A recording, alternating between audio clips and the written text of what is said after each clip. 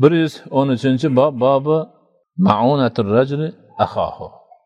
Kishini o'z birodariga beradigan ma'unasi. Abu Zar radhiyallohu anhudan rivoyat qilinar ekan, Nabiy sallallohu alayhi va sallamdan: "Qila ayyul a'mali khayrun?" Qala imanu billahi wa jihadun fi sabilihi. Qila fa ayyur riqabi afdal? Qala aghlaha thamanan wa anfasuha 'inda ahliha. Qala afara'ayta in lam astati' ba'da al-'amal? Qala فتعين صانعا أو تصنع لأخرق. قال أفرأيت إن ضعفت؟ قال تدع الناس من الشر فإنها صدقة فتصدق بها على نفسك. amallarni qaysi biri yaxshi deb so'ralgan ekan. Banda qiladigan amallardan qay biri yaxshi deb so'ralganda javobiga payg'ambarimiz alayhisolatu vassalam Allohga iymon keltirish va Allohning yo'lida jihad qilish degan ekanlar. Yana savol berilibdiki, qullarni qaysi biri afzal? Bu degani nima degani?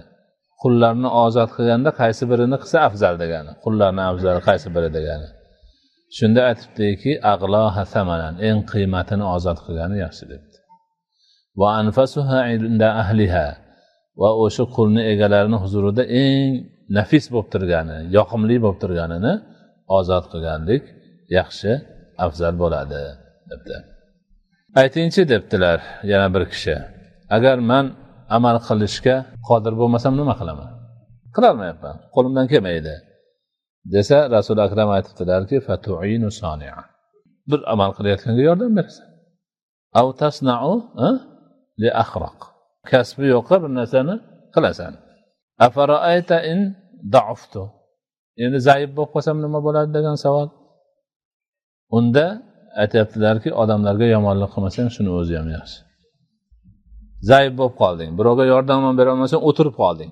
Bu narsa qila olmaysan, unda qanaqa yaxshilik qilaman desa, odamlarga yomonlik qilmaysan.